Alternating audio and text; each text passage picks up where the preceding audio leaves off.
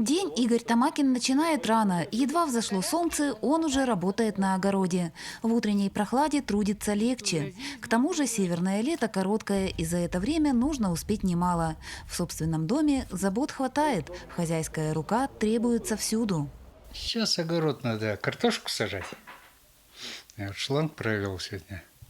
Воду набираем в теплице, потому что там рассада высажена. По жаре поливать надо регулярно, естественно. Привык уже к этому ритму работы и жизни. Воды набрать сейчас, вот это его забота. Утром открыть теплицы, вечером закрыть теплицы. Когда я не могу поливать, он польет. Встает в 4, в 5. И вот пока нет солнца, он копается на улице. На сегодня у Игоря Дмитриевича планы масштабные, и работа обещает спориться веселее. У Галины Ивановны выходной. Друг другу хозяева не супруги и не родственники. Формально Галина Михайлова является опекуном Игоря Тамакина. В первый день осени их приемной семье исполнится 7 лет. Я ему все дозволяю. И огород, пожалуйста, тебе. И все, он сам варит. Может сварить. И вообще умница, он и огород копает, и садит сам. В прошлый год на работе была. Он сам выкопал и отсортировал все, и спустил в подполье. Ранее Игорь Дмитриевич проживал в доме-интернате для престарелых и инвалидов поселка Ленинского. Там и познакомился с Галиной Ивановной. Она работает в доме-интернате буфетчицей. К тому времени женщина была вдовой, взрослые дети жили отдельно. И Галина Ивановна приняла решение принять Игоря Дмитриевича в свой дом. Когда остаешься один, все равно рядом, чтобы кто-то говорил, того же чая налил. Вот. Когда я осталась вот одна, внуки выросли, и все. А он тоже, ему вот нравится, вот он и до приемной семьи ездил, приедет, под сараем что-то там покопается. Переехав в дом Галины Ивановны, Игорь Дмитриевич с удовольствием погрузился в заботы и хлопоты. Весной и летом хозяйского пригляда требуют теплица, грядки и огород. Осенью наступит пора заготовок, да и зимой работы едва ли станет меньше. Словом, бездельничать не получается. Зимой есть работа, это ежедневная гимнастика. Это еще как снежок зарядит, вот так вот как выпадет за сутки. Не слабо. Так что пока все пройдешься, почистишь. С переездом Игоря Дмитриевича жизнь Галины Ивановны заиграла новыми оттенками. Ее тепло и забота вновь необходимы, а в доме больше нет одиночества. Все хлопоты стали их общими. Так, недавно опекун и подопечный завершили ремонт. Большинство работ Игорь Дмитриевич выполнил самостоятельно. Руки у мужчины золотые. Хорошо живем. Никогда не дрались еще ни разу. Эка нормально она. Успевает и здесь, и на работе, и мамой смотреть. Тоже на 3 фронтах, можно сказать. Опекун и подопечный сообща устраивают не только быт. Все планы и устремления у них теперь совместные. Игорь Дмитриевич решил провести лето дома.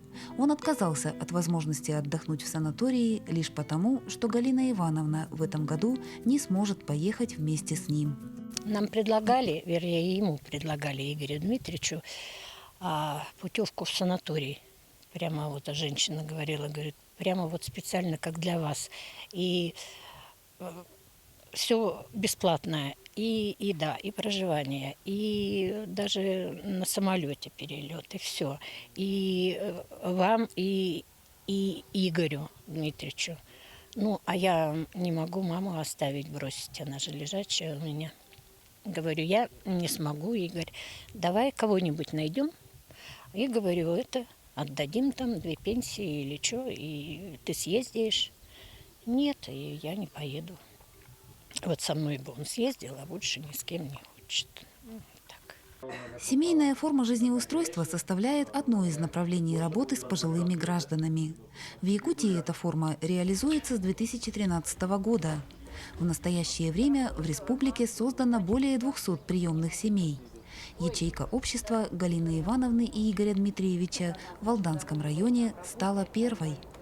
Основная задача приемной семьи – это создать, это как получается своего рода стационарозамещающие технологии, да, и создать для граждан, которые будут оформлены, семейные условия, чтобы они проживали как дома. И, соответственно, здесь получается как бы выгода и для непосредственно государства, да, то есть для стационарных учреждений мы освобождаем, по сути, получается, койки, да, и, соответственно, конечно, для граждан это и для пожилых это продление жизни, это 100%, потому что они живут себе дома, они здесь востребованы, занимаются любимыми делами, да, то есть там и могут огородом заниматься, то есть, как в обычной жизни. Обретя семью, Игорь Дмитриевич тоже нашел смысл жизни. Он стал чаще шутить и улыбаться, да и сил словно стало больше. Это и неудивительно, ведь дом, как гласит народная мудрость, хозяином держится. Такая форма жизнеустройства дает одинокому человеку не только комфорт, но в первую очередь чувство покоя и уверенности.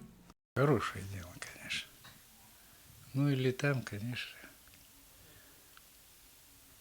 все-таки там не дома. Тут я уже как дома давно. Сейчас в Алданском районе 3 приемные семьи. В управлении соцзащиты на рассмотрении находятся документы еще одной пары кандидатов в опекуны и подопечные. Следует отметить, что в настоящее время список категорий граждан, которые могут рассчитывать на проживание с опекунами, расширен.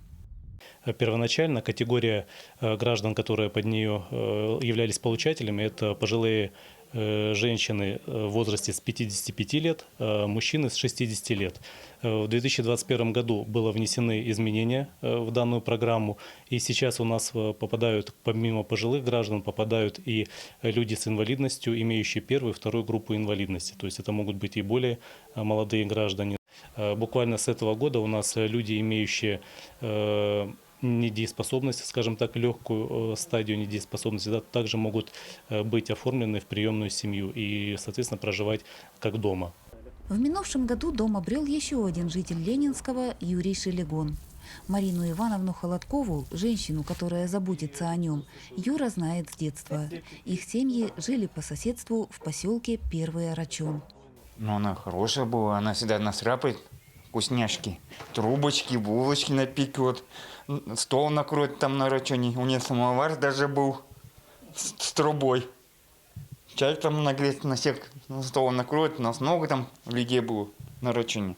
Жили в одном дворе, с родителями с его покойными дружили. Такие вот близкие отношения.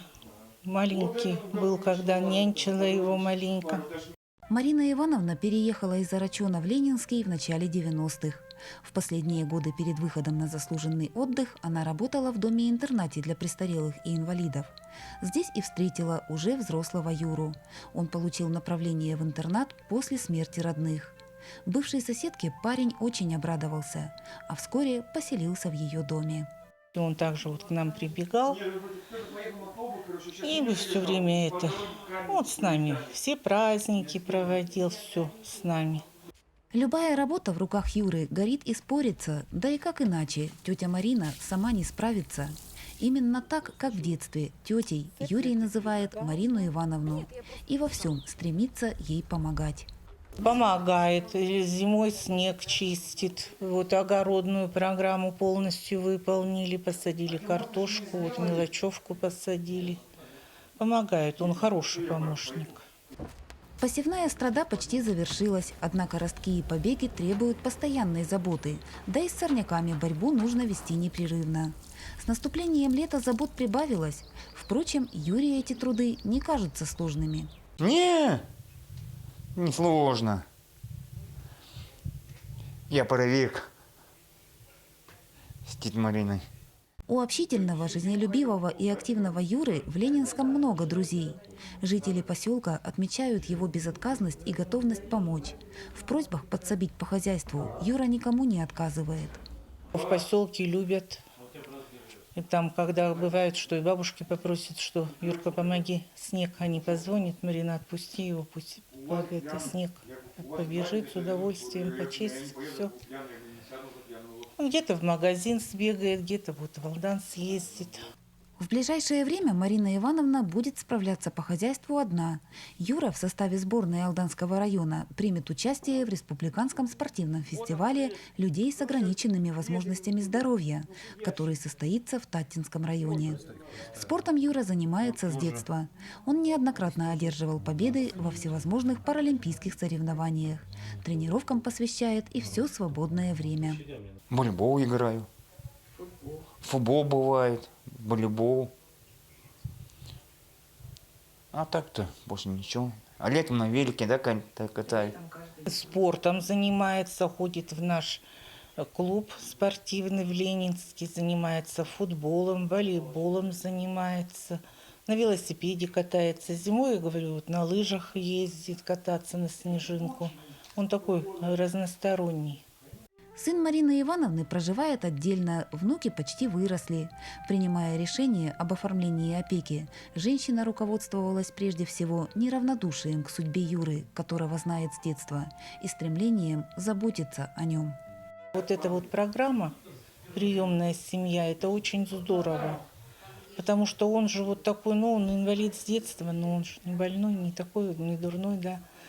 И хотелось бы, чтобы, ну, вот обращали бы внимание на таких, чтобы они не были заброшенными, чтобы они также жили в семье. Работа по образованию приемных семей для пожилых граждан и людей с ограниченными возможностями здоровья продолжается. В перспективе требования к кандидатам в опекуны будут дополнены.